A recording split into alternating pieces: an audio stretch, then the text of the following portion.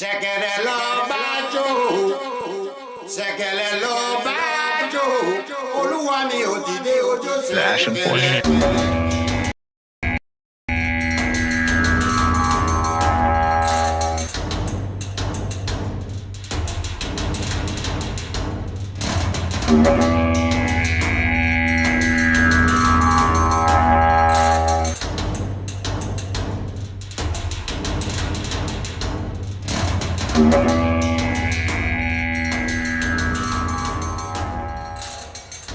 Ashen's the Ashen Forge. Hello and welcome to the Ashen Forge. I am Phantom X, joined as always by Diggs and the legendary Neurotoxin. How y'all doing? Doing all right. I was expecting a few more seconds, but you're right. There's definitely a delay between what's being seen and what's being said there. I don't know what was. There was some sort of weird. I was noticing on Twitch that it was like lagging almost. I don't know. So I guess let us know if things are wonky or whatever. Yeah. We tried to get some adjustments to add stuff. Phantom X was messing with that before the show, so hopefully it'll be a bit better for everybody this time. Yes, ads. We were looking around. Apparently, the default for Twitch is like as many ads as you can get. So makes sense. Well, we are back. It is another Sunday. Not a lot of new information, but still a lot out there nonetheless to go over. Kind of your variety pick at this point, guys. We still have, I don't think we ever got to phase 3. I don't think we ever got to phase 2 of alpha either. So I do have those slides if we want to go through them. There's several forum posts. There's some Reddit stuff. So kind of a lot of different things to touch on, but kind of up to you all what you want to go, where we want to go. Well, I suppose one sort of thing to be talking about. You said there was something about mega guilds or something. There's just a lot of forum stuff. There's a lot of forum stuff. What are some of the things that are hot on the forums for people that don't look at the forums as much? Well, you mentioned mega guilds. This, of course, goes back to pirate software, which I think everyone sort of he even himself later said, "Yeah, I realized like guild size. I'm not an idiot." I think he just sort of misspoke, but it was a question of worry about mega guilds dominating servers. So it was a suggestion of what if there were a few servers that allowed for a much higher population and larger guild sizes, so that you could have mega guilds fighting each other on the same server. Of course, I think the biggest issues there, right? One is just tech. Like, I think they're trying to push the tech limit as is. Asking them to create things even larger probably starts to get problematic. But then two, how do you force mega guilds into that situation as well? So I think most will probably tend to maybe not want to be super competitive with like 3 or 4 other mega guilds on a server would be my guess. But yeah. Yeah. Steven is expecting that mega guilds will have to split into much smaller guilds because of the membership cap. And then because of the different interests, like some might want to be small guilds versus large guilds, and that's going to cause a change in how they're incentivized to manage their guild, and that's going to cause rivalries. He's expecting the membership size to fracture mega guilds because the leaders of those guilds will have different goals.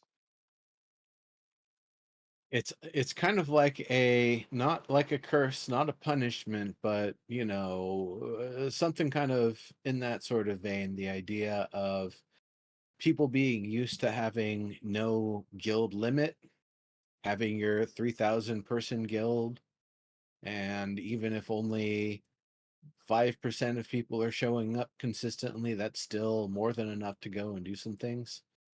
And then to have to really reduce down your numbers, and even more that there's going to be these divisions that the further from the core sort of group, the most benefited members of the guild that you are, the less you're getting the benefits from the guild and its features, and Mhm. plus or minus some things that are done for the sake of specificity, like you wouldn't put your super crafting buffs on your top tier rating people. You want to make sure they've got all the badass rating buffs.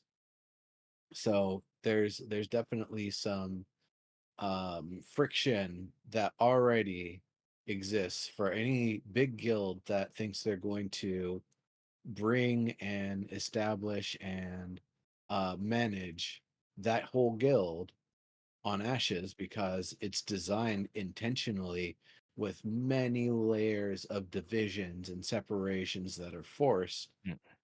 So it's not going to accommodate your 2000 plus active player guilds in the way that they might be hoping.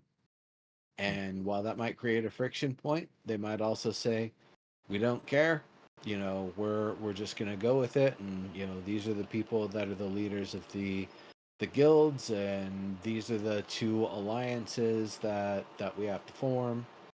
Um, so in that way, it's going to be a lot more things you have to manage and be actively working on for the amount of people that you're dealing with. And it's one of those things where I feel like it actually gives some advantage to genuinely smaller guilds that are used to having a max of 150 people, for example. Not that the game has a max of 150, but that's just about as many active players as they normally have in a game. And that those folks will be able to get a lot more out of the smaller numbers, and the management and the leadership will be hopefully a little bit less taxed in the what am I actually doing to set things up to optimize things for everybody side of things, that the guild structure and organization sounds like it's going to require. So there's definitely a lot where big guilds are gonna want features and ask for features, and they might even threaten, well, I'm not gonna play your game if we can't have 3,000 people in the same guild.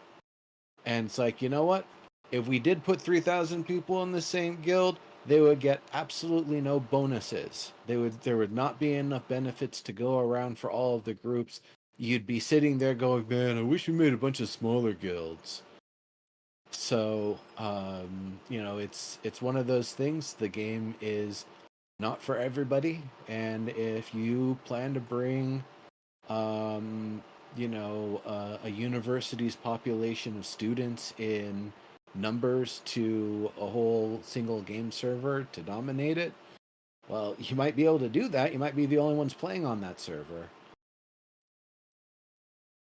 which is fine. I mean, if you got 5,000 people and you just pick a server and say, hey, we're making our home here and we're going to be fighting each other and working with each other and all of that, Yeah. and whatever, make your own fan drama and fiction and stuff to inject in and then fight each other over it.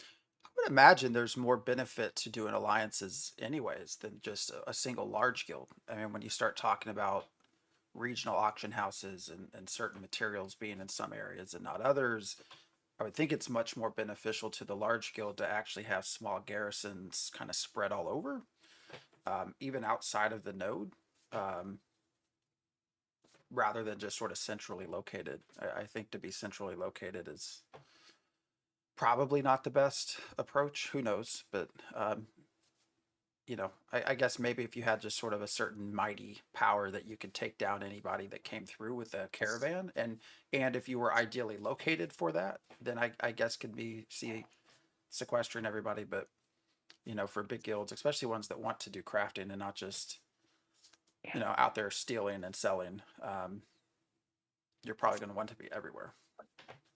Yeah, that kind of gets to be the thing, though. How do you manage the different interests of the caravans at the different nodes that supposedly the Mega Guild owns? Um, as traveling through, I don't know. It just becomes interesting. We'll have to see what happens.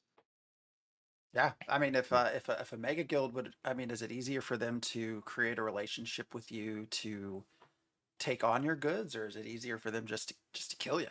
I don't know, but I don't know. Well, We'll if you see. know if you're trying to take resources into this specific territory that it's going to get ransacked along the way, you're just going to avoid it, which is going to be pretty economically problematic for them. Because then the only way they're getting those materials is if they gather them and caravan them back. And then people might not really like them because they kind of control a certain area. So they're getting ambushed.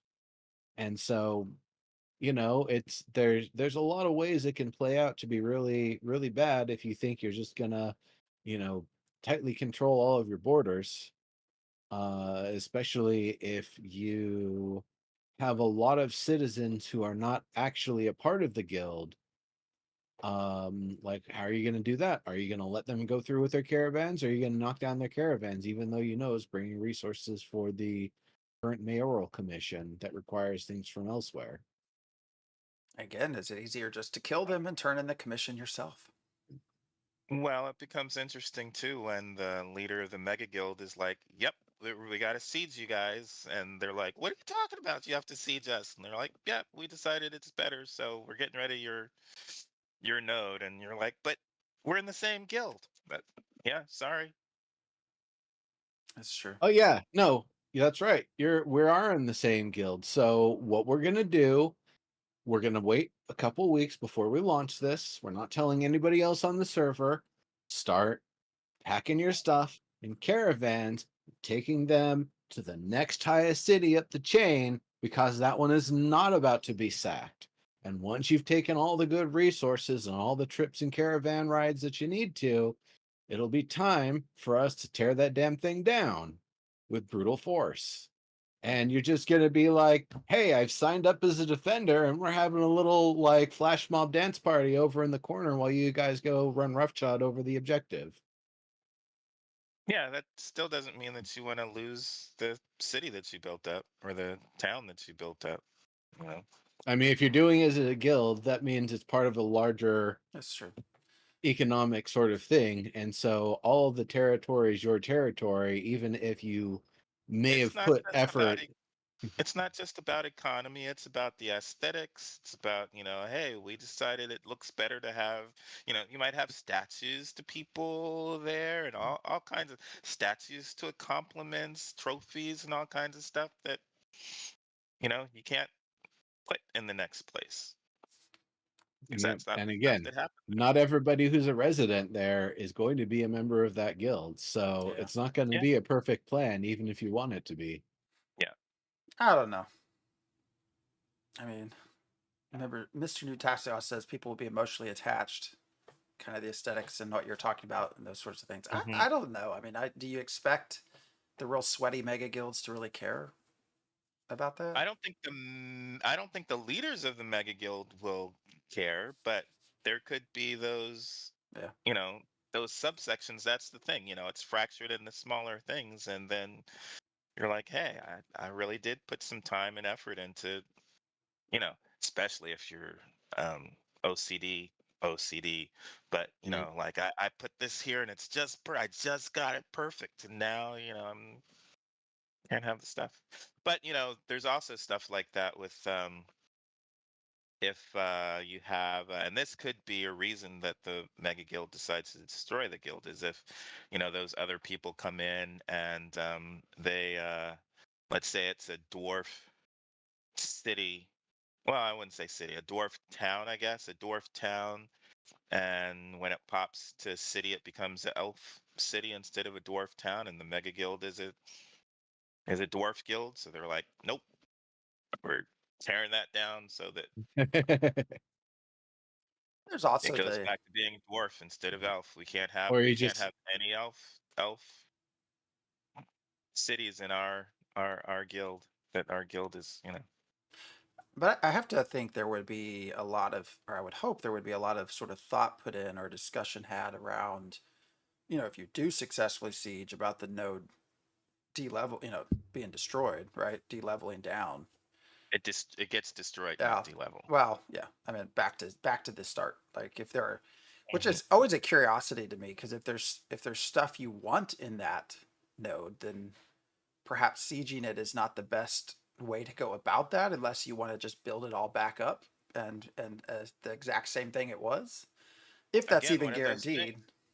If you're a dwarf guild and it pops to an elf town or city, you might need to destroy it. I mean, these are just so if many if that interesting even thoughts. matters, if that even matters to you, or if it's okay to have like the old little elf quarter of the city, and then as it builds up Well, to a yeah, metropolis, the rest of it's dwarf, and it's like, oh yeah, there's that crappy part of town. Don't get caught with your pants down over there. yeah, I just know some super zealous dwarves and some super zealous elf guilds that are like, we can't suffer those to equally kill each other on sight. It's not going to happen. We'll see. Tolkien made us space race. No, fantasy racist. Mhm. I mean, technically, it's somewhere in some part of space relative to the game Yes, universe. So, yes, yes. Well, everybody's, well, not everybody. There seems to be a lot of racism against the Tolnar. Um, we don't I even didn't even know them. mention.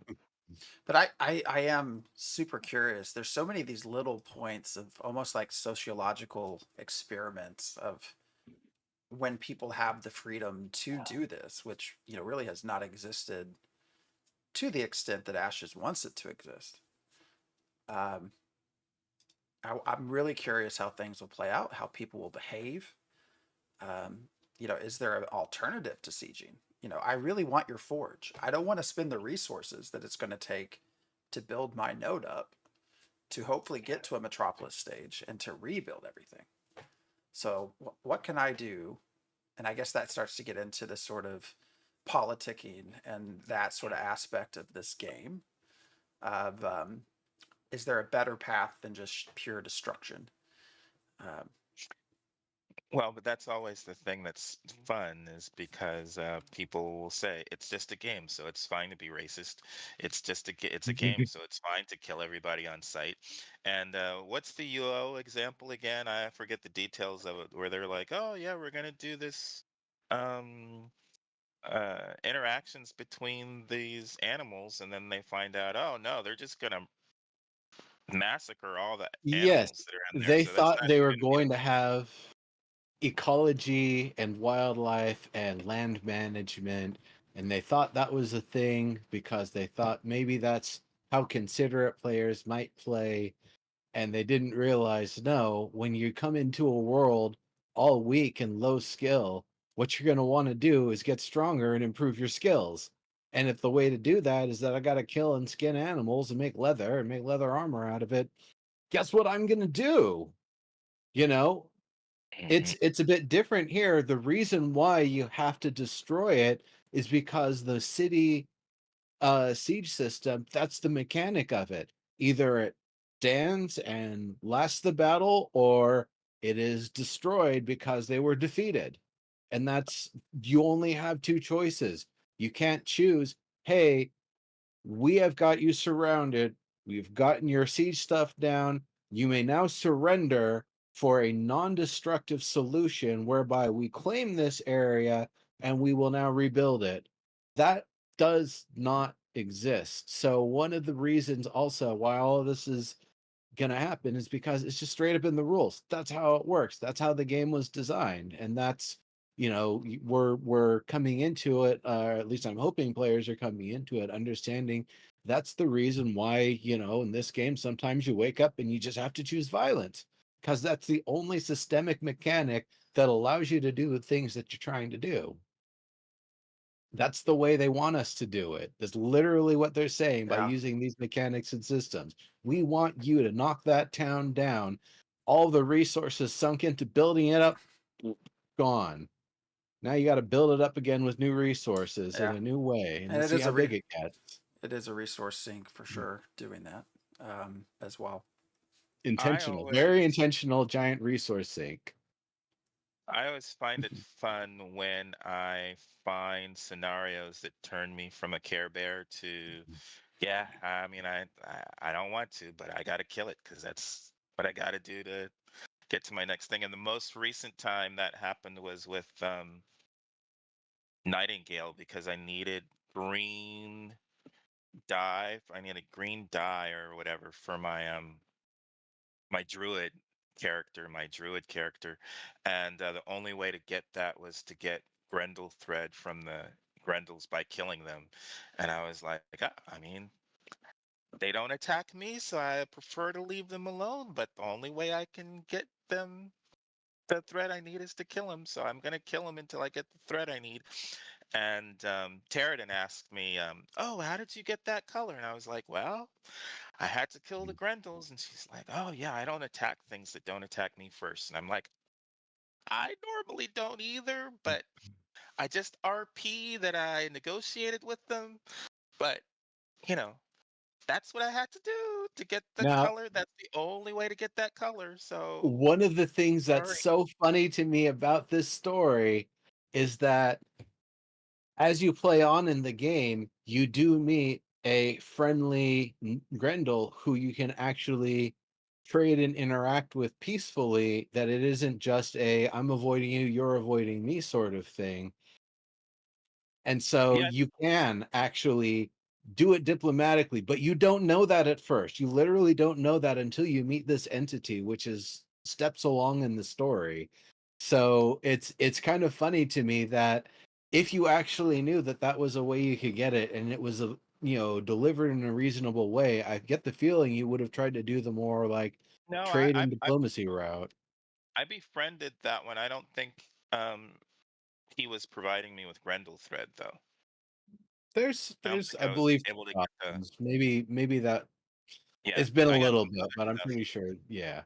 Yeah, I got other stuff from him, and I definitely went the friendly route with him. But no, to get this thread, it was like the only way is to kill those Grendels. But I There killed is them, and then actually one other way now that I can think about it. okay, all You right. remember congrats, you've reached the main city and end game effectively. Now go run these vaults all the as many times Oh, as you want. yeah, I believe the swamp vault gave you Grendel thread in maybe the maybe highest by end. quality. Yeah, so Yeah, that's maybe by but the end that's game. again, this is like going way outside of the idea of just being able to trade or not even trade with them. Just see where they, live and have a civilization and sneak in while they're away to try to loot their stuff. Like that, none of that was offered by that point. So, Yeah, yeah, to get the thing you needed, you had to do the deed. yeah. I want But to point. I love to find things that push me into that because normally I'm like, yeah, I'm not gonna. If you don't attack me, I'm not gonna attack you. I try to do that as much as possible. But sometimes it's like, I mean, I don't want to, but the game's kind of making me, so I'm gonna go ahead and do it for now, and then I'll turn back into a Care Bear. That just that it can affect my psyche that much. I always find that fun. Turn back into a Care Bear. I want everyone to know that we have definitive proof because he said it himself that Diggs plans not only for one PK or alt, but two. So It's all I have a hypothetical. screenshot of him saying All he has hypothetical. two PK alts already planned out. Um, No, I said I so would do that if I didn't have a there problem with wasn't no if. non-consensual PvP. Hmm. I got a screenshot. Ain't no if in there. Maybe you misworded things, but I'm gonna keep that I forever. think so. Diggs is a Oh, yeah. PvP man hiding in plain sight as a Care Bear. He is choosing maximum violence. That is very true, Planet Dwarf. Just wait. Just wait. Um, So, how to be an alpha in the context of a game? How to be an How to be alpha? an alpha in alpha? No, that's not what I was talking about. I'm talking about specifically that we're beyond a prototype phase for sure. We're definitely not at a feature complete point. There's features that are in, some of them threadbare. It's not content complete for sure. But this would be technically an alpha state. That's where we're at. Um, so it's in looking at some of the stuff and talking with them in the little fireside chat for Stars Reach yesterday, that was kind of a reminder too that they're very much saying everything they've got right now is pre-alpha gameplay. So Mm. even though there's sky sharks with lasers that will attack you in a Galaga formation where they stay all at the back and then like one or two of them will dive through and do a pattern and then swoop back around, that's just still early stuff. That's not them being close to having features all the way implemented whatsoever. So that's I guess I'm glad to see that there's a slight amount of sanity returning to the use of the term alpha, because for a long while for a lot of projects, alpha didn't really mean alpha, beta didn't really mean beta. uh Early access is a nebulous term in its own. So seeing things actually going back to like this is legit at alpha state, we are going to be playtesting the Mhm. alpha. Yeah, but are people going to be? It took it took time to get away from the traditional alpha beta sort of roles. Yes, we're getting back into them, but at this point, how many years have people been sort of accustomed to the early access process, right? I mean, again, just looking at PAX Day, of course, that's there's a variety of other reasons for PAX Day, um, but there's still games out there trying to mask themselves as early Oh, access that are pre-alpha. Um, I mean, why is pre-alpha? What does early access mean that's different from pre-alpha? Early access is not at any point a declaration of the state of completion of the game. It is Yeah, simply a that's what I'm saying. declaration that you may You have. play it in its Mhm. current state while we're continuing to yeah, but develop it. it's That is what early access means. Mhm. but it's the problem is it's not well defined. That because Well, that exactly. yeah, that is all it means. It could be Yeah. Mhm. a beta phase, it could be an alpha phase, it could be Oh yeah. terrible. I would say at least 15 years now I've been seeing the early access trend kind of grow and shape to what we know it to be now. That 15 years ago, yeah, people did it. It was generally a rare sort of thing, and I think a lot of the time it was either someone that was uh in over their head and didn't realize how far they had to go to get it done, or that it was actually in a really good state and they were just getting a little extra funding and getting a little bit of extra love having content creators and people, promote the game on their big channels. And that, you know, that has now changed to kind of being one of those things we just see in games in the game industry is regularly a good game looking like it's in a good spot will do an early access release. Sometimes it's good for the game. They get feedback, they get things that they get attention that they wouldn't have gotten. That would have been, that's absolutely great. It helps the release. Sometimes it's better to be in early access for a while so you aren't just, a game that's released and then forgotten about. But there's games that also flubbed it so bad that the early access pretty much was a warning for everyone else, like, do not touch this. And once that happens, it takes a lot to build the respect and trust Mm, of, potential players. Because if somebody, if a million people say this game sucks, people are going to think that game sucks. And, maybe it's Concord, maybe it isn't. What is Concord? mhm. Uh, it's a city. There's a grape jelly. There's this like thing with a Yeah, but see, this Doritos problem logo. is I don't think anybody is ever going to know what it means when they look back on this in a year. Hi, So, everybody. So, Concord was a game that was released for about a week by Sony after they had bought Firewalker Studios.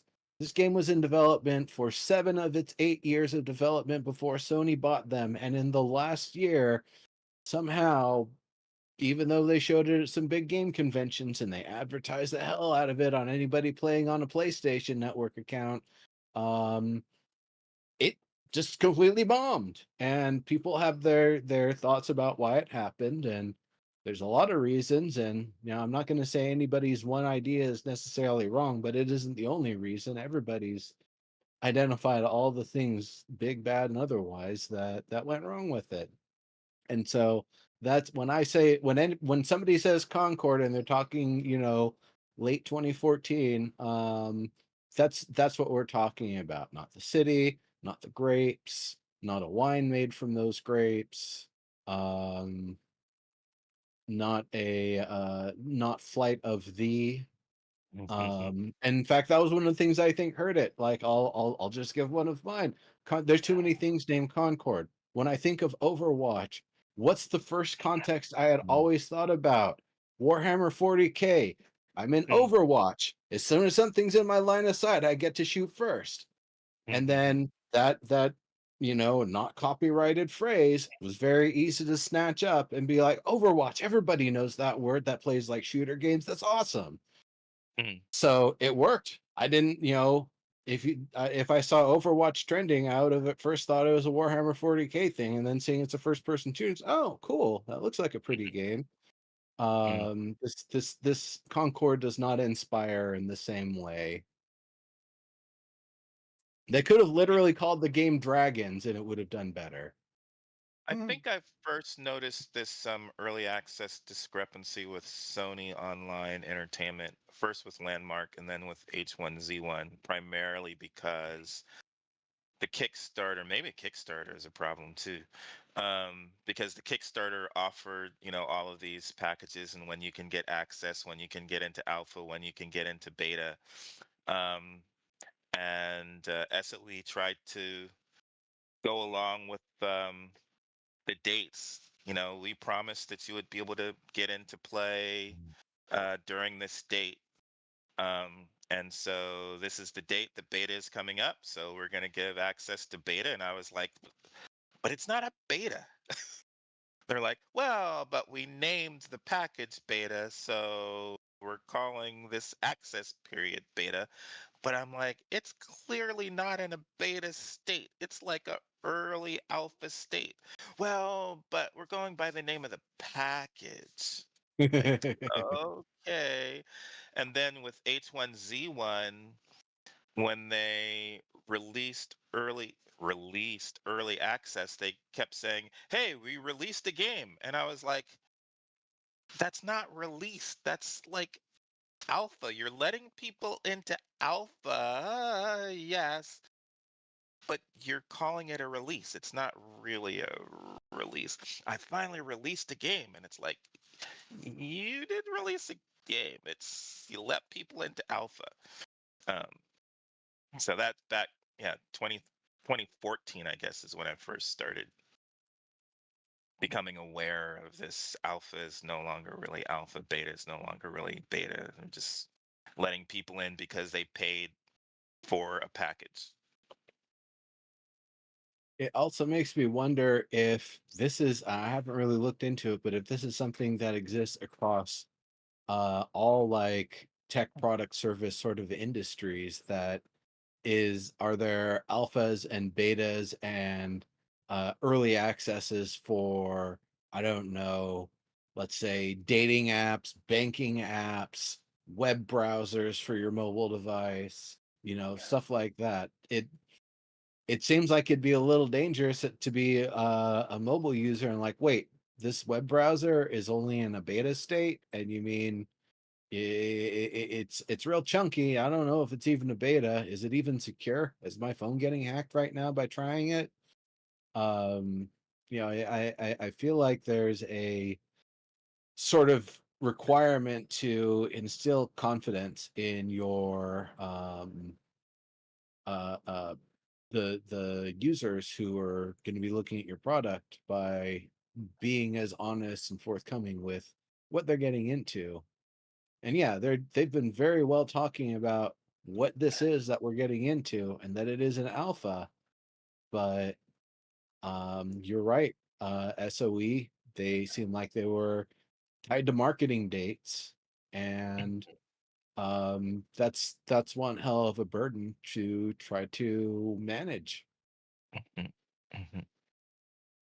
Yeah. Ivy Gaming is in our chat, by the way. Hey, Ivy, I just want to do a shout out for those who might not be paying attention to chat. Nice to see you.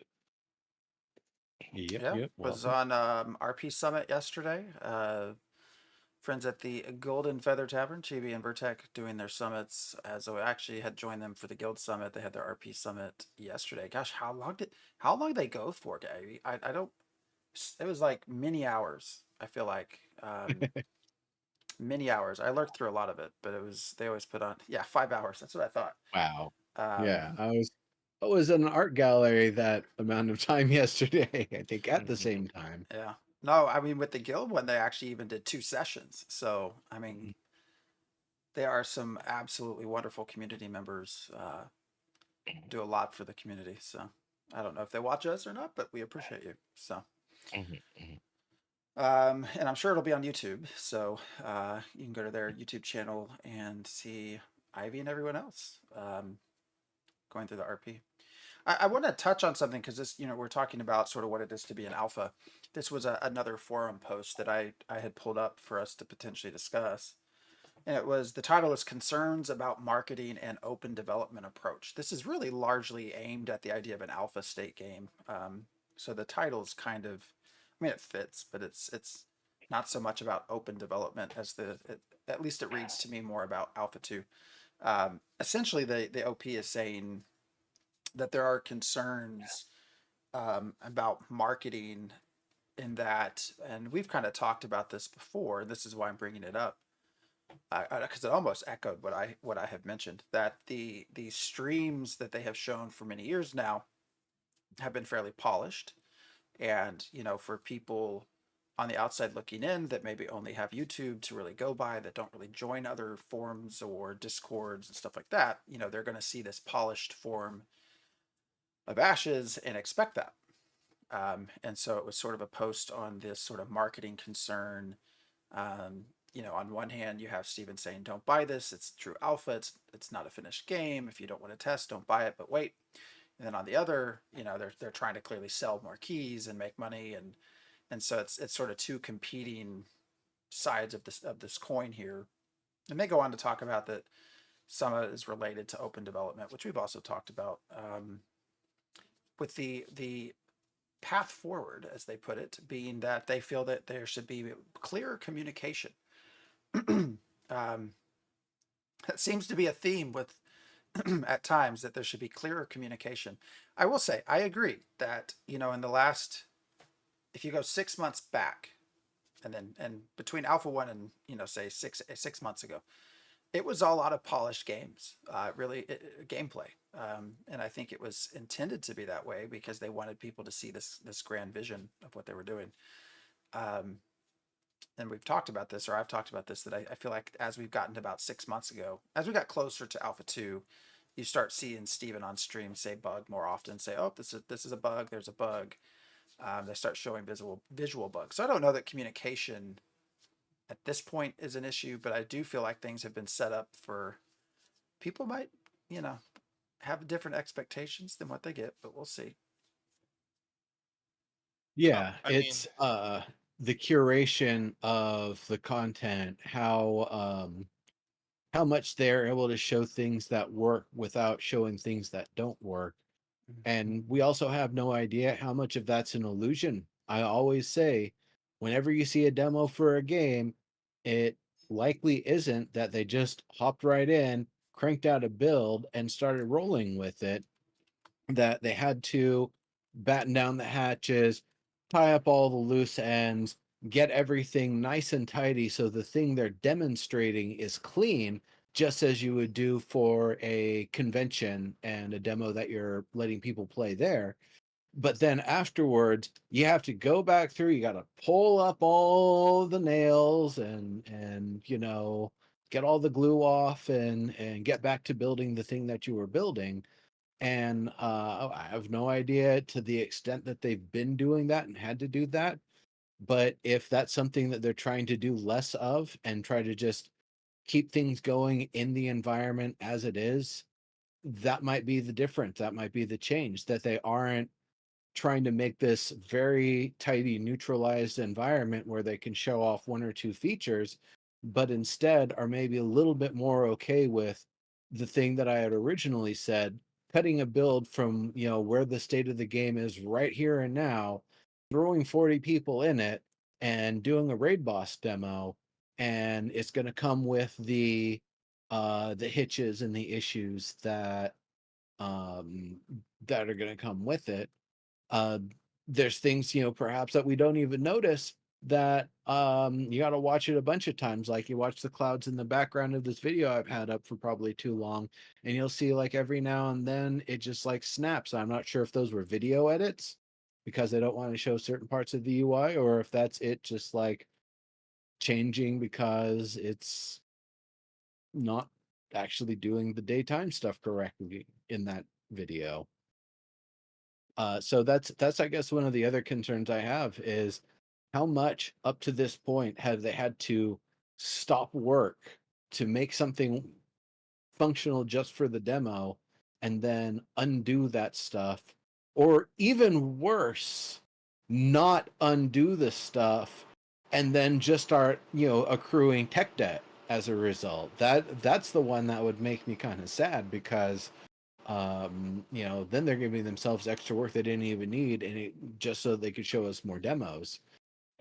So I really hope that, you know, this is more at the phase where they don't have to, you know, basically do like a set design for a play and make it look like the environment that we're supposed to be seeing, but instead that we're actually going to be seeing in the demos going forward actual gameplay, actual game world, actual state of game.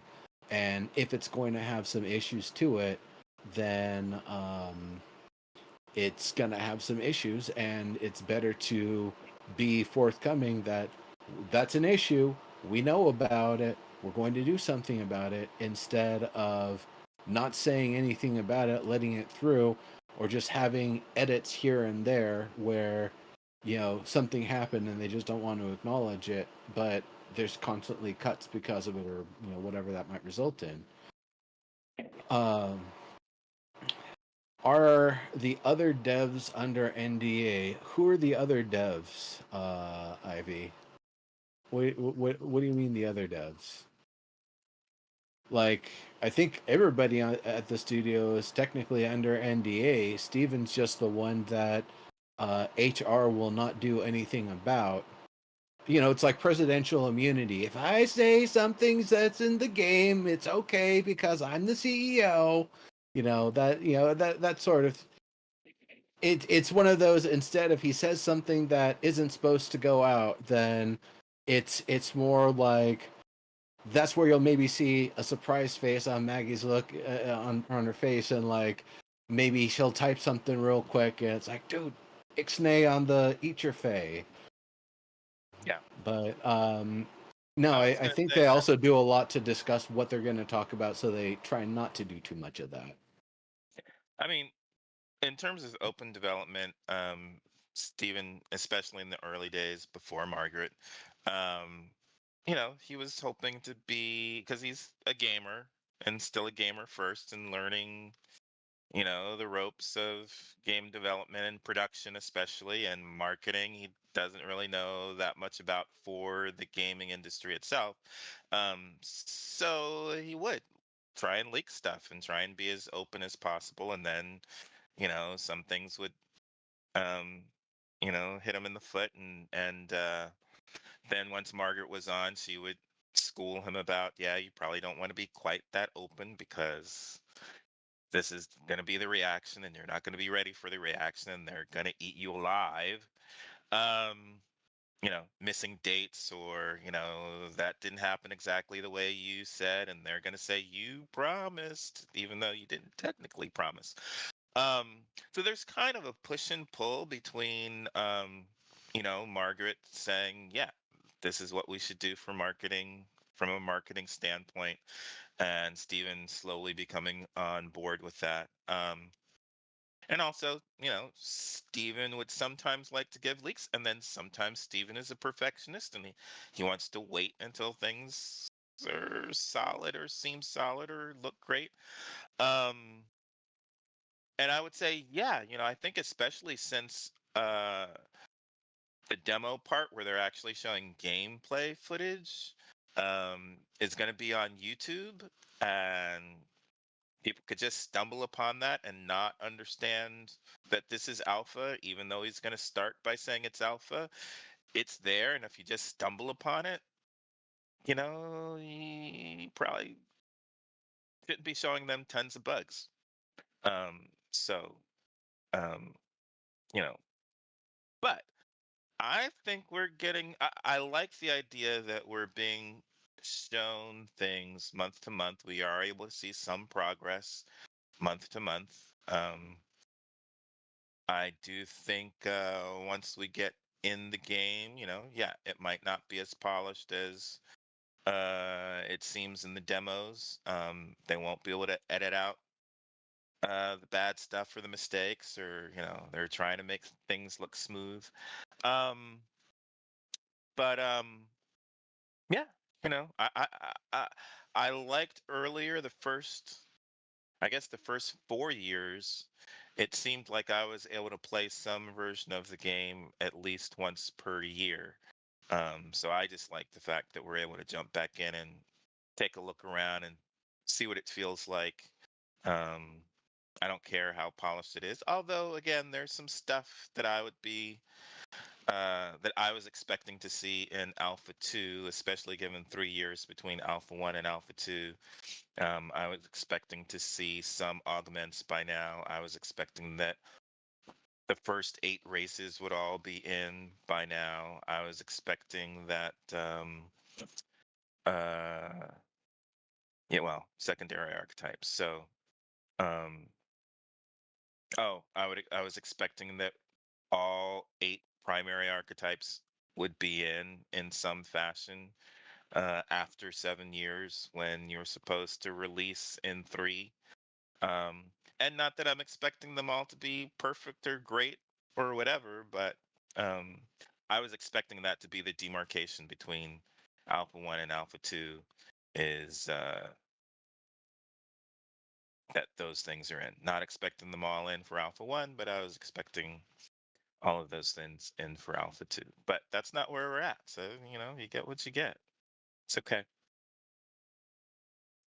I can pop up. We never actually talked about phase 2, phase 3. Yeah, yeah. Let Let's talk me about that. actually, you know what? Hold on. I gotta get out of studio mode. There we go. Oh, studio mode. Yeah. So there you go. Phase 2. So again, for those of you who I'm sure are aware, Alpha 2 phase 1 starts October 25th, I think. Phase 2 is supposed to start December 20th, I think, just in time for holiday breaks. And then phase 3, which in my opinion it seems to be at least when Alpha 2 really starts, is sometime in May of 25 from a cross your fingers and hope perspective. Um, I would say we've had some issues with dates, so I never take things too serious. But here's your phase 2. So of course, um, Stephen has already mentioned that the zones we will see in phase 1 are the nodes. Really, what you have Riverlands, and then you have Sand Squall Desert and the tropics, of which the desert and tropics are largely. How did he refer to them as PV? Are they like they're PvP anywhere lands, right? Is that right? I forget what he called it. Oh, Auto lawless flag. zones, the Yeah, lawless Lawless. zones. lawless zones. Yes, and then come phase 2. Um, we will start to see, from what they say, further development of those areas. So Sand Squall Desert expanded and the tropics expanded. Now the caveat I always thought, if you aren't paying attention, it's like the Stephen has a lot of the fine print, but in the words that he uses. So Stephen like has a verbal fine print you have to pay attention to. Um, and this is that everything listed here is not necessarily going to be ready at the start of phase 2 in December, but Oh. all of these things will be completed prior to starting phase 3. Their goal is to have them all completed prior to phase 3. They, I believe, actually mentioned. I'd have to go back through my notes. Which of the things they said are the ones that if anything's going to slide, it's this and this. But they did declare a couple of things that might slide a little bit. So it's yeah, there's, and then with all of it, there's the asterisk at the bottom says, as always, development is a moving train and subject to change. So, this is their hopes and It's a and roadmap. and It's a roadmap. ideas. Yeah, it's a That's roadmap. yeah, it's a roadmap. And so, I mean, just with the dates that are posted, to make inferences about the timeline that October 25th to December 20th, that's a really short span. And so to be able to get on all the things they're going to need to do, it makes me feel like a lot of those things have to already be like pretty close to already, done, or are far enough along that it's just the last steps to get them in.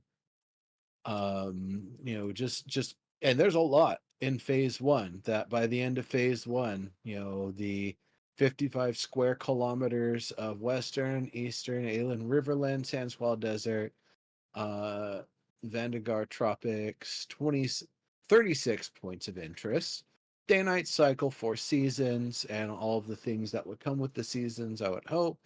Dynamic world populations, dynamic reward tables, 1 grand dungeon, and 4 pocket dungeons. To have 5 nodes that can level as far as level 3, and they might use some of the systems that level 4 nodes will have, but that's just for a temporary sort of testing thing. Dynamic road leveling, so the roads will get better over time. 4 service building plots, 5 default buildings, 8 constructed buildings, more buildings, node currency, citizenship, 56 tax categories. No, no, no, no, no, no. You can cut that out right now. We already have enough taxes to do in real life. Don't put them in the game like that. 56 tax categories, mayorship by orders, 25 player commodities, 24 mayoral commission types, 36 resource nodes from tier 1 to tier 3 with recipes, service building, expansion voting. We're going to see the Vec, the Kalar, and the Empyreans. We're going to see the tank, the fighter, the mage, the cleric, the ranger, and the bard. We're going to see a goodly amount of the weapons: 2-handed greatsword, scepter, 1-handed mace, 1-handed sword, wand, longbow, shortbow, spell book, shields, and focuses for offhand. There's going to be 30 plus nodes per weapon tree. That's like, that's the spicy sort of meat that I want to be biting into, because I'm really interested to see how the weapons vary from one another in the stuff that they've been talking about. It seems pretty significant. Flagging, lawless zones, Logging is corrupt- in confirmed. flogging confirmed, lawless zones, corruption system, guild wars, node wars, caravan PvP. I'm not going to list off all the systems and economy stuff, but there's a lot. Caravan stuff, mounts, crafting, trade skills, and a whole lot of content. They're saying 460 plus unique pieces of gear, the God Spike event. Yeah, that's a lot. That's a lot to have as the goal for the end of phase 1. Now that means a lot of that stuff is probably going to already be there coming into the start of phase 1. I don't know how much they're implementing and adding features during phase 1, or if it's that a lot of this stuff will already be in a decent state and they're going to want 2 months of testing time before they really start getting in more of the meat, more of the gravy that is effectively what to expect for phase two. So it's that like phase two to phase three gap where it really feels like work is going to start getting done, because now we're talking about December 20th to May of next year. And that's a lot of stuff to put in. It would definitely make sense if a lot of that stuff is already in pretty good shape, but um for phase one to be testing scalability, stability, performance, and progression, it seems like they're going to have enough to test that. What the hell's a tax category? The Yeah, wiki, the wiki doesn't have anything. I typed in tax categories and nothing shows up. Mm-hmm. tax Taxes? categories. Taxes? Yeah, Well, but are you 56? a Mm. homeowner? Are you a renter? Are you single? Are you married? Are you in a poly something relationship that's recognized by the state and the mayoral system? Um, do you have income from other nodes? Do you have primarily income from this node? Are you a gig worker? Do you Uber Lyft caravans for people? There's just think about modern tax code and then throw it in a video game. That's why I said what I said about it earlier. Come on. How many tax codes do we Well, need? there's What does freehold tax code mean? taxes, there's freehold taxes, there's property tax, there's But commerce tax. 56? I'm just saying, we can get to 10 probably pretty quickly. But 10 is a stretch from 56. Like what are 50? 56 is a stretch from I 10. mean, Yeah, Mr. I feel Newtastic, you. I imagine it'll be all minor things like shop fees, craft fees. So are we talking like the person that does armor forging has a different tax rate than the weapon person, or is it even so granular like that the person that makes the blunt weapons pays this tax and the person that makes the piercing weapons makes this tax? Like 56. I There's want to know more about that. Yeah, yeah, are you there's married filing separately? That's great, Shibbles. player housing, player fishing, um player stalls. But So guilds are going to need like tax people. They're going to literally need a treasurer. I want to know if Steven's Mhm. old guild had a treasurer, actually. I don't know that I've ever heard them Mhm. talking about that in the White Order. I bet he was it. I know they had the Army, Navy, and then you had your there was the third branch, but I don't know that I ever heard Mhm. of talk about uh treasures. So well, I'm wondering about this points that I see here in phase two that says economic election type. Is election the only difference? So I Right think we just now, have scientific yeah. voting in phase one. Do we have any other? Is it just scientific? I think it's just No, scientific. it's only going to be the democratic style that the scientific node offers for Right, all right. That's node what I meant. types Yeah, going that's for phase into one. phase one. Yeah.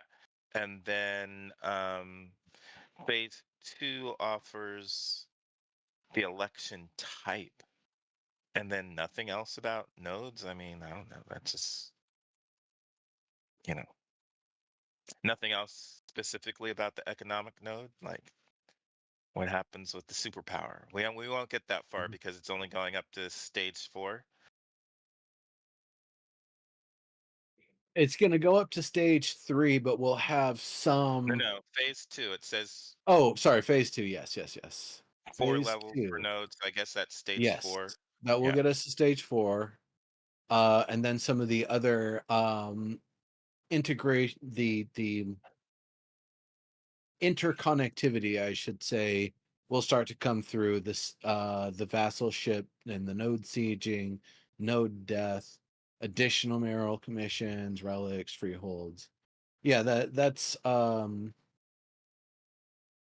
I think that's where we're going to start to actually see the more of the hierarchy of, the bigger town and then the smaller towns down the road. And Mhm. if your city is surrounded by towns and it just got reduced to a crossroads, it's probably not going to get much bigger for the rest of that test phase because everyone surrounding it is already of a higher tier. And so if the system's working correctly, you're kind of locked. You're just going to be a little trade stop, and that's it. And I think that's cool to see. I think that's fun. The idea of a place building up and being like the first big city on one of these alpha servers, and then all of a sudden it finds itself surrounded, and one of them's like, you know what? We're ambitious enough that we think we're gonna be the top dog around here. So yeah, your town's gonna get knocked down, and we're gonna build up a city here.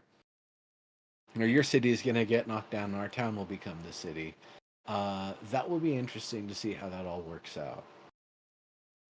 That reminds me of one of the topics in the forums right now. I think maybe it was talking about soloing in Ashes, and the person was saying, the game's made for everyone. And so, it's attracting everyone. So you should just, um, casuals need a place in this game. And, they won't be able to compete. It's obvious they won't be able to compete with group players. And, there needs to be more to support casual players. It's like, I mean, not in the way that you're expecting, because, it's not actually made for everyone, and No, hell no, it's not made for everyone. Why would people think that? We've known that for years now. 4 years now, Well, or yeah. 2 years at least. 2 years at least. You know, Since fault Jeffrey's gone. fault Intrepid all you want for putting out polished videos and then giving us an alpha, but when it comes to who the audience is, like they have made that perfectly clear for like 2 years now. I Yeah, mean, yeah. Steven's favorite thing to say, other than um, Risk glorious, versus reward. Yeah, and risk versus reward, is maybe this game is not for you. yeah. Um, Ashes is not made for everyone. Yep. so I don't know why there's a post saying that, but Hmm. I mean, I imagine you'll be able to solo, but I don't know what you should expect to Right. be able to do. Yeah. Um, There's stuff, and there's like social org is kind of set up for soloing, and they do have some solo content plans, but you know, like all of the major parts to this game, though, like node development and raids and sieges and all of that. I mean, mhm. you're not going to participate in any of that if you're solo. Um, Well, I mean, you can solo, you can do that. You don't have to be in a group in order to tag along and be part of a siege and all that. Well, node sieges, you have to be in a guild in order to do castle sieges. But you can run up and join a caravan, offense or defense, without being in a group, and just pick a side and do stuff. There's stuff you can do, but um, Uh, the focus of the design is not on solo, and really not on casual, because Steven's really obsessed with risk versus reward.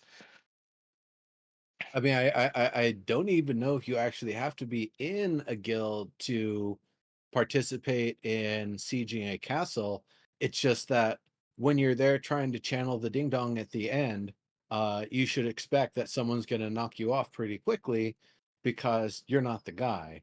But if they think you're the guy for some reason because you've made a guild that's like, you've changed an L for a capital I, and they've been tricked by it enough to think that you're part of the guild, then yeah, you might actually be able to pull that off. And golly, wouldn't that be the biggest solo player heist? That's juicy. That Steven might like literally congratulate you. Like, to pull something like that off, I think he would come down from on high and be like, "You who pulled that off, rock on. That's awesome."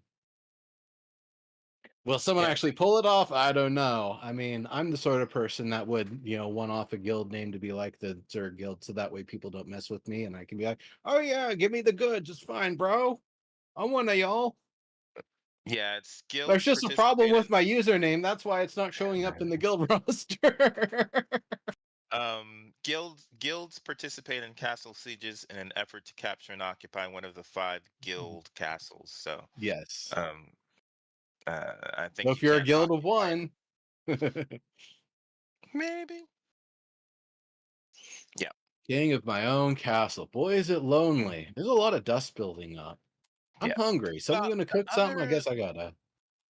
the other thing that was happening in the solo one was well, lots of people say, well, join a guild but I know if you don't Mhm. want to solo or, just fine, or you think it's going to be difficult to solo join a guild, but I've been part of guild, a member of guilds where we still solo. It's a casual guild and we don't always play together. Lots of times we don't play together. So, um, you can be in a guild and still solo.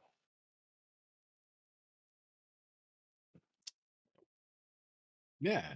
Um, So, I mean, all MMORPGs are effectively a single player game that you play with other people up until the point where you have to join with other single players to do a dungeon or a raid.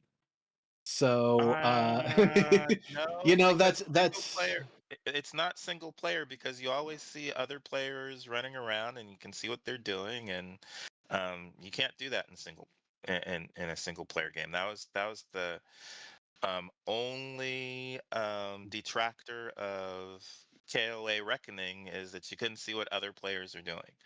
Other uh, than uh, that, it's the best single player MMORPG ever made. I'm going to push back on that one because the game Isles of Insight, I believe there is actually zero ability to interact with other players outside of chat or joining a guild or something, but I don't believe there's any actual interactive features whatsoever. So it But very you can much feels like see what they're doing.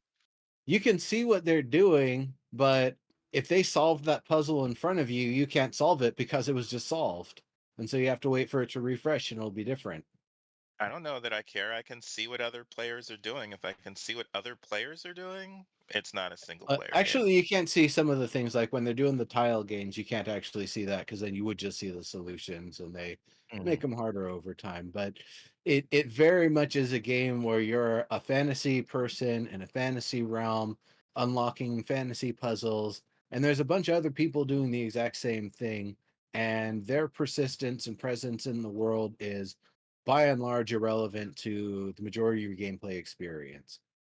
I don't know if I can see what they're wearing and I can see what they're wielding. That's not There's no single player. wielding. You can make really pretty looking characters though, so I figure you might Mhm. actually like it for that. It's like very much like Eastern I sorry. When I say Eastern, I should be specific. Eastern from the Eurocentric perspective. High fantasy. Asian I want to say it's made in China. Is that a But the bot? the the art is absolutely beautiful. Do we know Jorb 6? Jorb sounds yeah, like a name I've seen. Okay. Yeah. yeah, Yeah. he's Welcome back, Jorb's. Jorb. Yeah, Jorb's joined quite a bit actually when I would do Yeah. some of the other games that I streamed. I just have fallen off from streaming for several weeks now, Mhm. but It's I will get fine. back. Yeah. It's not as fun outside. The sun's going down earlier, so might as well bust out the bourbon Been and get on the I've games. been thinking about it for BG3. That game has been wonderful. So Yeah, we have to find some time to try and play. I have to carve I out will some say time to play something that I BG2. really have enjoyed, but I don't think would ever be able to fit into a game like Ashes is the length of the combat, the fights that occur.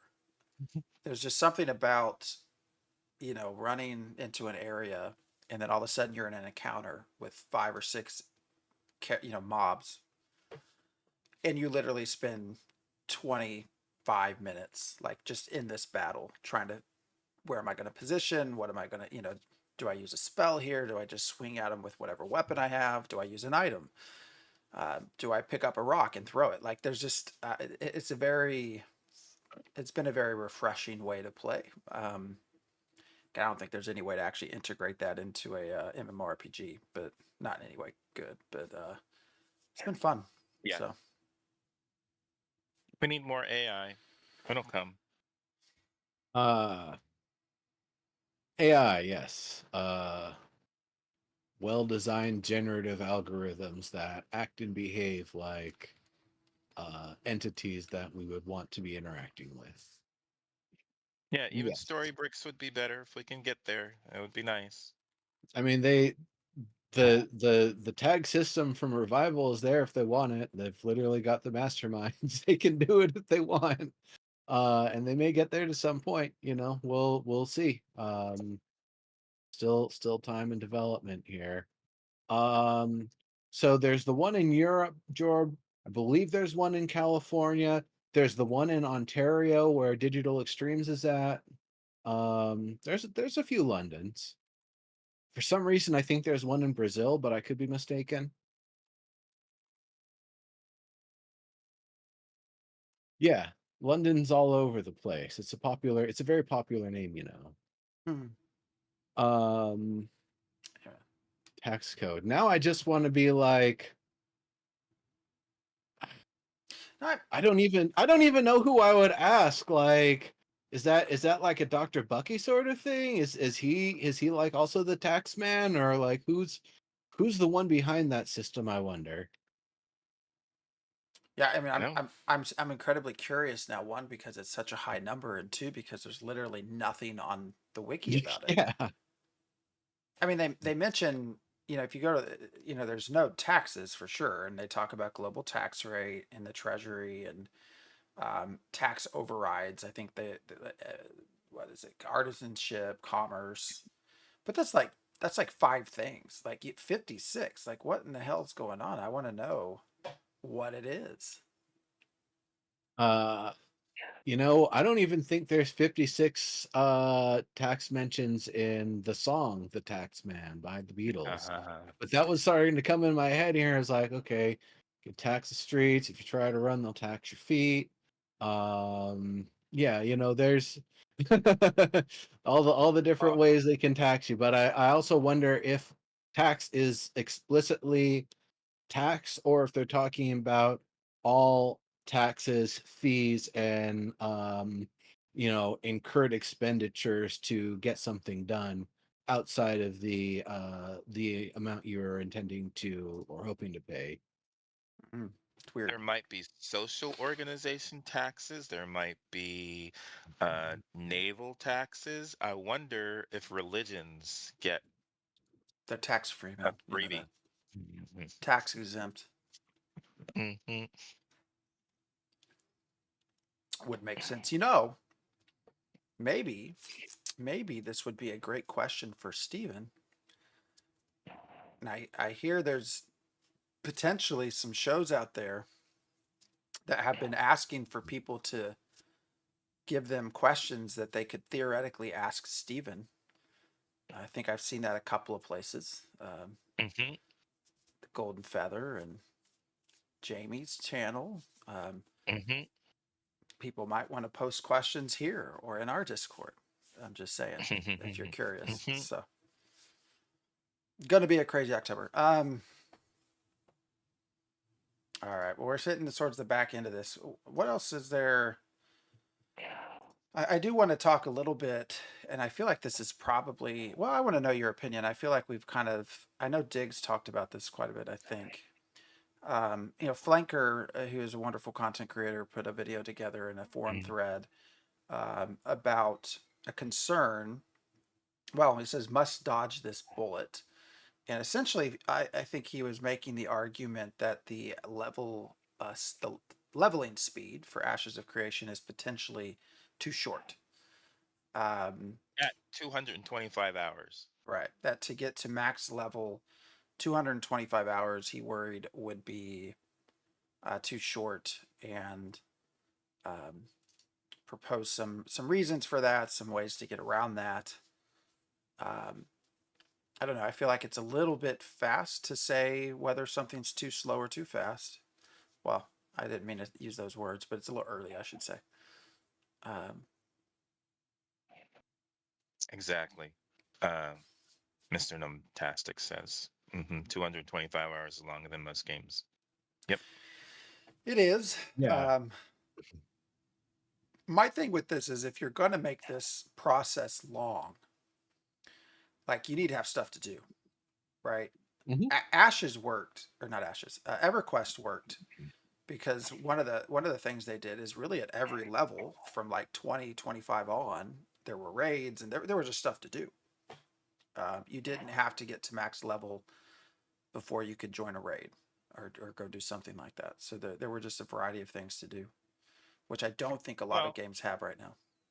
I think the interesting thing to me is that I think I saw you say that you liked Hell Levels, Phantom X. Mm-hmm. And hell levels always made me leave. I would constantly leave EQ to play WoW. So once I hit a hell level, I would drop EQ and move over to WoW and play until I hit hell level in WoW, and then I'd check to see if the hell level got nerfed in EQ. And if it did, I'd play EQ. And then when I hit another hell level, I would drop it and check to see if the hell level Yeah. got nerfed in WoW. Define what you Um, mean by a hell level. where it feels like you're artificially stuck just doing the same stuff and it's taking forever to get to the next level. Yeah. Um, It's not. and it just feels artificially inflated that time. Well, it is. It's not necessarily correlated with doing the same stuff. I guess it can be, but it's more so what he just said. It's artificially so your the amount of experience points that you need is not proportional to the rate that you were going before. You're on this sort of escalation, and all of a sudden it's like it goes up high. So you're effectively stuck at. I think they started at like level 55. I want to say 54 or 54, Mm, 55, getting to 60.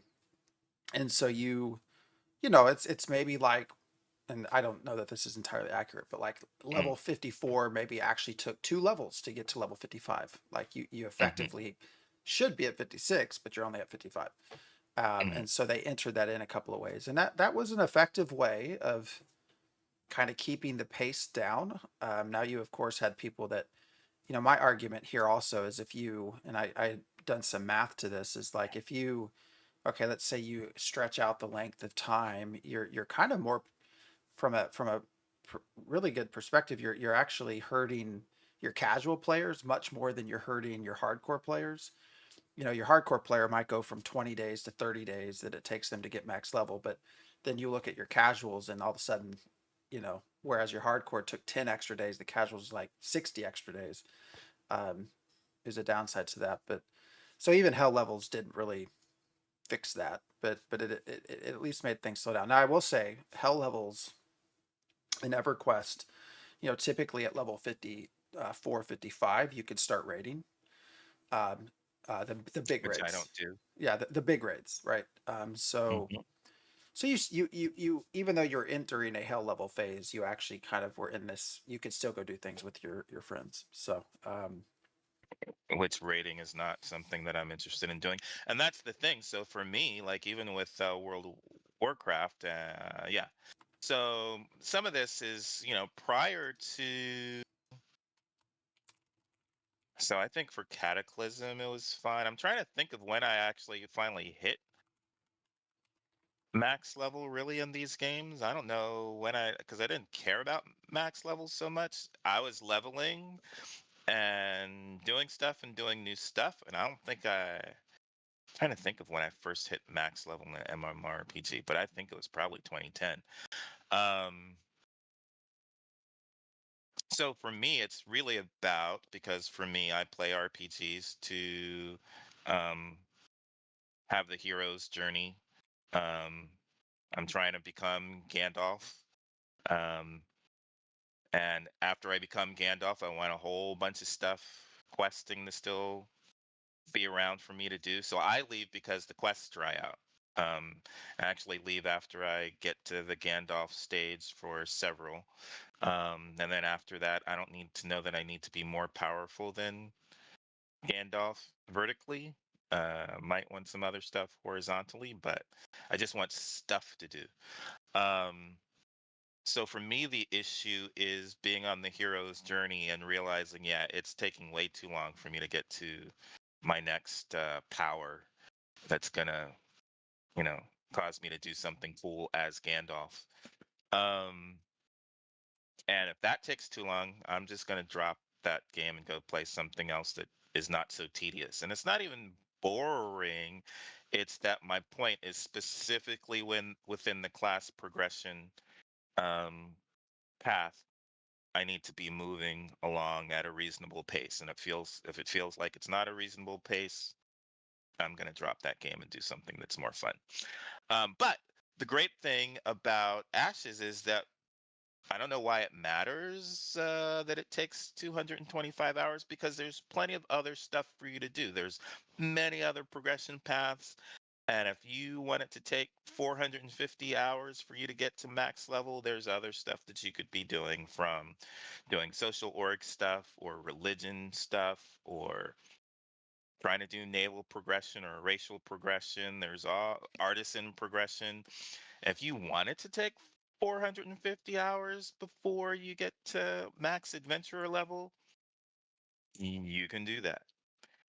But if you want to just focus on questing and the story arc, that takes for your class progression, that takes 225 hours. So I don't think there's any reason for the devs to artificially inflate that for you, because you don't have to race to max adventurer level in Ashes if you don't want to. With the freehold, you need to get that freehold level 50. Do you though? Someone needs to. Won't be me until I RMT it. Oh, that's a joke. I'm just kidding. But I was reading. Actually, just put this in chat. I was reading. I don't even know how I got to it. It was like really old Reddit posts about Arcage and a lot of the RMT that was happening there for their castles. And I'm curious. I am really maybe this is something we could ask him. I'm really curious what Steven learned from playing that game, like Which in one? Arcage, in terms Oh, of learning from RMT to how to prevent RMT. mm, Um, there's a lot of posts out there talking about the White Order and stuff and RMT, and I think Steven's even mentioned that in order to stay afloat in Arcage, you just had to do it.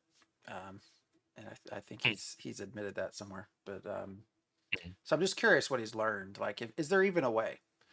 I mean, I guess the easiest way, right? If you can't give a castle to somebody, like mm. is the only way a castle can change hands through castle siege. Um, And what does RMTing mean? Real money Real trading. money There you go. Okay. trading. Yep. I don't know. I'm really curious to see. As mentioned in chat, that there's already people offering services for Ashes. Yeah, I Weird. assert that those may very well just be bots and AIs or whatever, just grabbing onto things from searches and tags and metadata and just being like, huh, this is a creation leveling service.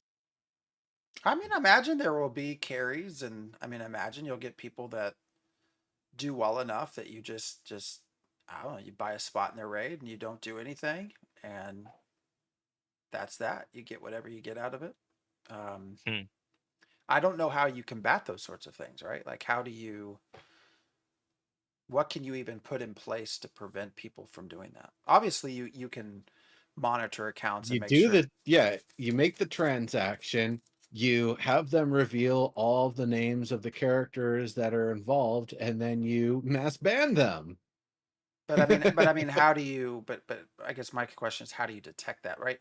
So you can. There are I'm obviously. saying you detect that by acting like you're not Ashes of Creation, Uh, intrepid so you go staff, but undercover. you are exactly. a few bucks here and there to take down entire operations and make them have to start again from the ground level. Oh yeah. Oh yeah, I think Steven's willing to pay a little bit of money for that. I think he'd love it. I think he would sit around popcorn just like watching a constant feed of these groups getting busted. Like, yeah, that only cost $100 and there were 500 of you. That was awesome. I wish they would do something. Have you ever read the story? And it's not Raph, it's a different person talking about UO, Ultima Online, and how they caught dupes for the first time. They were actually able to add a specific random string of characters to each item, and so they were able to capture. So there would never should never be like two items with the same string, and they were able to go in and actually find people that had found ways to dupe. And what they ultimately did is one day they gathered everyone up that they had found that was doing this, and in the game they set everything on fire that they owned. They just burned it all. Nice. That was great. I would love to That's see that fun. here. We're just gonna burn down your freehold. Yeah.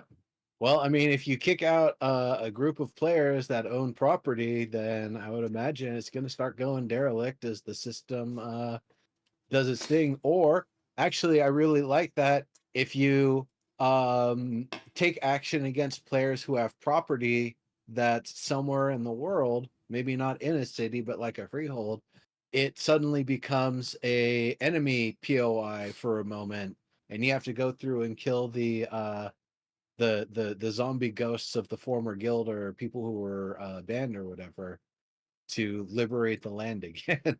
I'd actually kind of like seeing that as an event that when people done wrong and got banned for it because you're literally killing their ghosts to reclaim the territory. Um, that'd be pretty neat. It's funny though. That's a much better solution that they did than what Diablo ended up doing, where if the item was exactly the same, it would get counted as a duplicate and be destroyed. Because I had bought, I believe it was because this was just the funniest thing to me, two exact same copies of the light helm of light from like way early in the game. Attributes were 100% the same rules and everything. When I set them both on the ground, it called one a duplicate and destroyed it. And I'm like, well, there you go. Then it doesn't actually know how to detect duplicates. It's just if the attributes are exactly the same and they're both on the ground, then one of them is considered a duplicate. Which I would imagine they, obviously had to do something with, because by the time Diablo 2 came around and the end game trading is not gold but stones of Jordan, that's there gets to be a point where it just kind of got wacky. Uh Well, we are nearing the yeah, end of our night. you have 50 of the same item in your bag. Oh yeah, I'm just going to do some trading. Yeah. Phase 2. I guess we didn't really talk much about phase 3, but there's always next week. Well, I mean, we got till May. Yeah, that's true. But yeah, We should just hold it and May we could. 1st do a stream and see what's there. Although again, fine print, what's listed there is not necessarily at the start of phase 3. It's sometime in phase 3. May 1st is a Thursday. Yes, subject to change, as always. Yeah, that was interestingly enough. Yeah, do you remember Dupers and UO? They would crash the servers on purpose. Yeah, because that was right when we talk about the networking system, right? The Intrepid Net and gridding, right? Um, that existed in UO, or maybe not exactly as it is today, but it existed then as well, sharding the areas of the worlds down.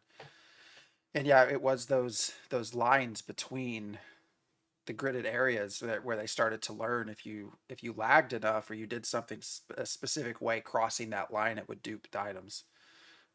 So yes, they would lag out those servers on purpose to make sure they could get their items.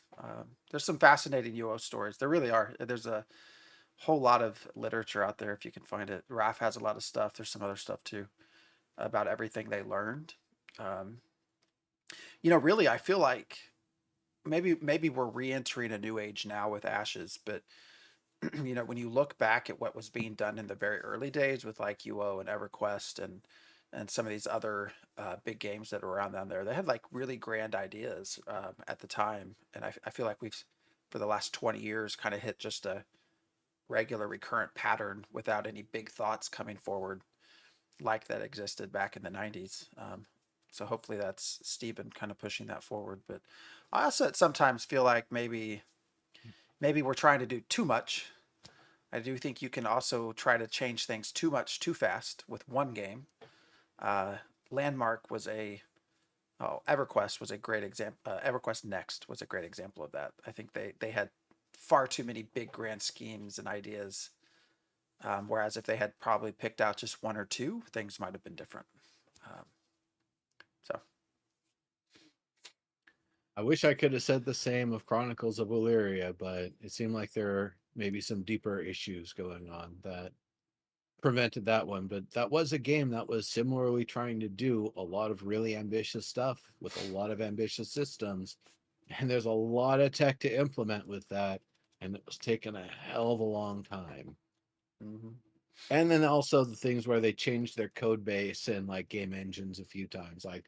Like we've said in previous episodes, that's almost like just an entire restart. Mm-hmm. And so if you do that once a year, then you're literally not making progress. So that's lessons to be learned from other games that try to be more dynamic and add more features, Mm-hmm. but it's Which not an easy thing to do. Otherwise, more people would have already done it. yeah, which I really find interesting is that the people that existed back then that were developing this just sort of really fun, radical new ideas.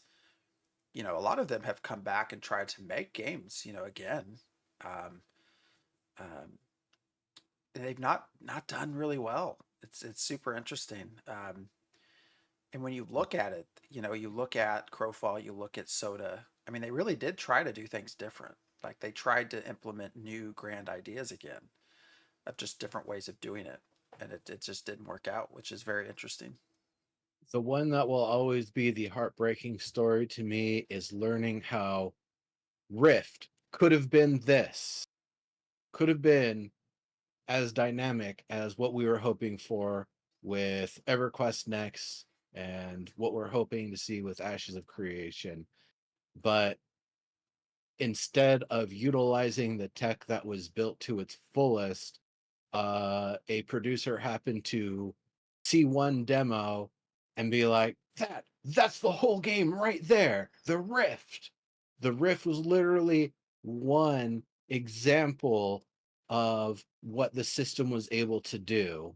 And that is heartbreaking to have learned. And every time I hear the story, it's a little easier than the first time, but it's the idea that we could have been so much further along for so much longer, and that foolish mistakes were made that now we're still barely seeing one game try to do all of this here now in 2024, and the time that they've spent up to this point. It's something that I had thought as a youth when MMOs came around that it was going to be at the point where it's like having a dungeon master, game master for a tabletop game, curating a high quality game experience for every single player for every moment of gameplay. And how far we have gone from being at that level for where we're at with games. My if I told myself as a child that's not what was going to happen, my poor little child heart would have broken, or I would have doubled down that much harder to really get good at programming and start trying to fight the system and the eventual future and try to do it myself. But uh it's hard. It's real hard to make a game like this, and it's expensive, and at the end of the day, it's got to knock it out of the park and keep people satisfied for a long time. If I was going to say there's a reason to make it take longer to get to max level, it's to keep people playing on those subscriptions for longer. So you get more people invested for longer instead of grinding to max level, not being satisfied for whatever reason, or being satisfied to an extent, but maybe not enough that you're going to keep on playing and burning out quicker than someone that's got a longer adventure, but the adventure just feels so much more meaningful. That's what I'm really hoping to see, meaningful adventures for everybody. Yeah, meaningful adventure. I don't care how meaningful it is if it doesn't mean I'm getting my ability uh, update in a reasonable amount of time, whatever that time frame feels like. Um, so, based on hours of gameplay. Um, yeah, but I was hoping there would be more GMs in the game playing alongside us, because that was a thing that kind of people would do the first 3 years or so, um, and has fallen by the wayside for PvP. Let the players play with themselves instead of the devs trying to play with them. But Well, we are at the end of our time, so plenty. Actually, we don't have. They have not yet announced the next stream, right? That probably they might announce that this coming week, but we're 2 weeks away from the end of the month, so we've yeah. got some time. So, thank you all for joining us tonight, and any of you who join later on YouTube. But we will be back here next Sunday. At least I don't think there's a reason we won't be back here next Sunday. And yeah, like I said, if you actually have some questions that you theoretically would like Stephen to answer, or you're curious about, just come join us in Discord and let us know what those might be. And we will do our best. So, all right, everybody. Thanks for hanging out with us. And I guess we will see you next week. Yeah. Later, everybody.